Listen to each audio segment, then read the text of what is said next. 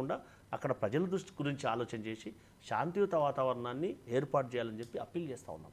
నగ్నంగా ఒక స్త్రీని నడి రోడ్డు మీద నడిపించడం అనే ఒక ఘటనలు భారతదేశ మొత్తాన్ని కదిలించినాయి. అందులో డౌట్ లేదు. ఖచ్చితంగా peace restoration as soon as possible జరగాలని అందరం కోరుకుందాం. పాపారావు గారు, మీరు చెప్పండి.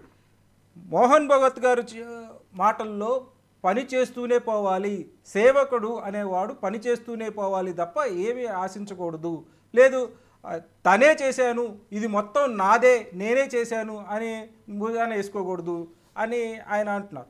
దీన్ని ఎలా చూస్తారు? అంటే డైరెక్ట్గా అటాక్ అనుకోవచ్చా? ఒక సేవక్గా ప్రారంభమైన మోదీ గారు ఇప్పుడు మొత్తం నేనే చేశాను అని ఆయన నరేటివ్, ఈవెన్ మేనిఫెస్టో కూడా మనం చూసినప్పుడు మోదీకి గ్యారంటీ అని ఉంటుంది. దాన్ని ఆయన క్వశ్చన్ చేశారని మనం అనుకోవచ్చా?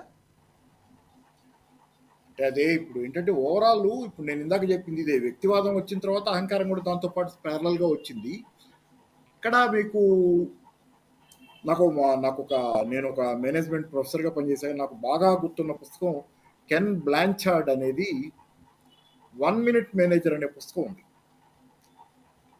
1 Minute మేనేజర్, దానిలో లీడర్షిప్ మీద రాసిన ఒక సిరీస్లో ఒక పుస్తకంలో 1 Minute మేనేజర్ సిరీస్లో ఒక పుస్తకం లీడర్షిప్.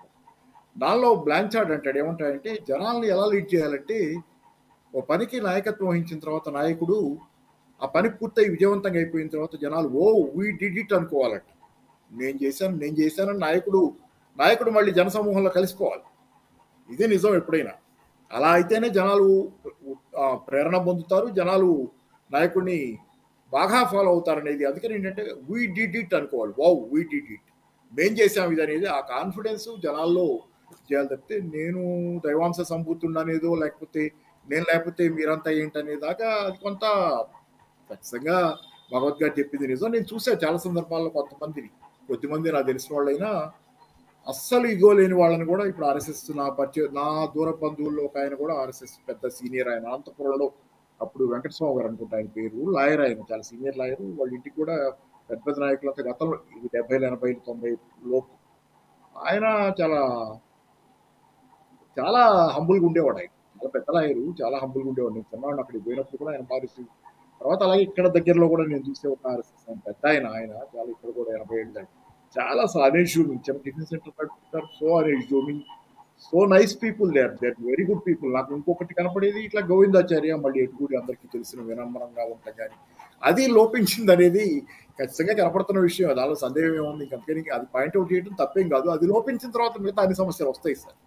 మీరు జనాల్లో నేను కూడా సమూహంలో ఒకడిని, దీనికి అణిగిమణిగి ఉండాలి, నేను వీళ్ళకి సేవకుండా అనేది అది అంటే when we are coming into forefront రాజకీయాల్లోకి ఇంకో దానిలోకి జనానికి ఏదన్నా మనం ముందు నడుద్దామని వచ్చినప్పుడు మనం ముందు నడవటం వరకే, కానీ ముందు విజయంలో వాటా క్లెయిమ్ చేయటంలో కానీ నేనే అని చెప్పడంలో కానీ చేస్తే అది బాగోదు.